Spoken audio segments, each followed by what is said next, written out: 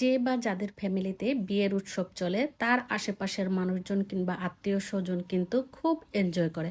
আর যাদের বাসায় বিয়ে বা কোনো অনুষ্ঠান হয়ে থাকে তাদের পরিস্থিতি কেমন থাকে সেটা আসলে বলার অপেক্ষা রাখে না।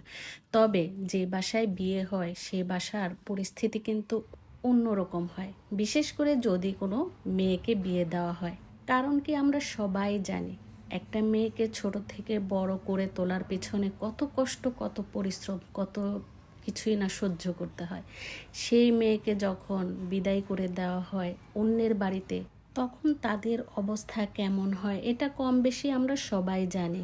কিন্তু যারা আত্মীয় স্বজন পাড়া প্রতিবেশী আছেন তারা কিন্তু সেই ফ্যামিলির অনুষ্ঠানের দাওয়াতে এসে দাওয়াত খেয়ে একটা না একটা খুঁত ধরার চেষ্টা করবে। কিন্তু যে বা যারা এত কষ্ট করে একটা মেয়েকে বিদায় করে দিল তাদের পরিস্থিতির কথা একটি বারের জন্য হয়তো চিন্তা করে না। কার বাসার বিয়ের অনুষ্ঠানে কোন খাবারটা বেশি ভালো হয়েছে, কোন খাবারটা মোটেও ভালো হয়নি, সেগুলো নিয়ে কিন্তু সমালোচনা করতে আমরা খুব পছন্দ করি। কিন্তু মেয়ের বাড়ির পরিস্থিতি যে কেমন হয় এটা কেবলমাত্র মেয়ের গার্জিয়ানরাই বুঝতে পারে। আর যাদের মেয়ে আছে, যারা ছোট থেকে বড় করছে, তারাই বুঝতে পারে যে এত ছোট করে এত আদর যত্ন করে মেয়েকে পড়াশোনা শিখিয়ে তারপর পরের বাড়িতে দিয়ে দিতে হবে, এটা যাদের মেয়ে আছে তারাই অনুভব করে।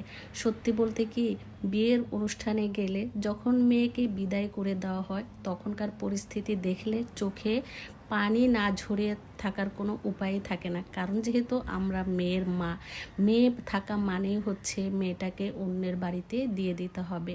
সেই সব কথা যদি চিন্তা করি তাহলে নিজেই নিজেকে সামাল দিতে পারি না।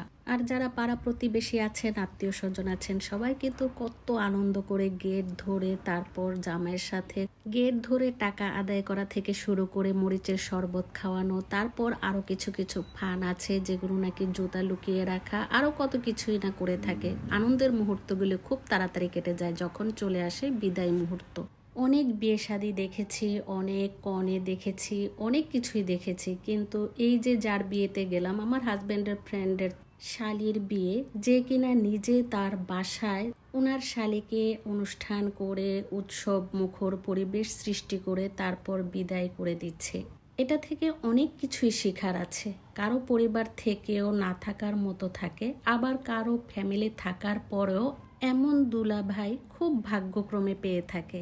পৃথিবীতে এখনো অনেক ভালো মানুষ আছে। ভালো মানুষগুলো আছে বলেই কিন্তু পৃথিবীটা এখনো অনেক সুন্দর। যাই হোক, এখানে দেখছিলেন মেয়েকে বিদায় দেওয়ার কিছুক্ষণ আগের মুহূর্ত। আয়না দেখা থেকে শুরু করে তাদেরকে শরবত খাওয়ানো, মালা বদল করা, তারপর চলে আসলো বিদায় মুহূর্ত। এই যে আমাদের সেই ভাই, ভাইকে ধরে শালি যেভাবে কান্নাকাটি করছে এটা দেখে আসলে চোখের পানি কেউ ধরে রাখতে পারেনি।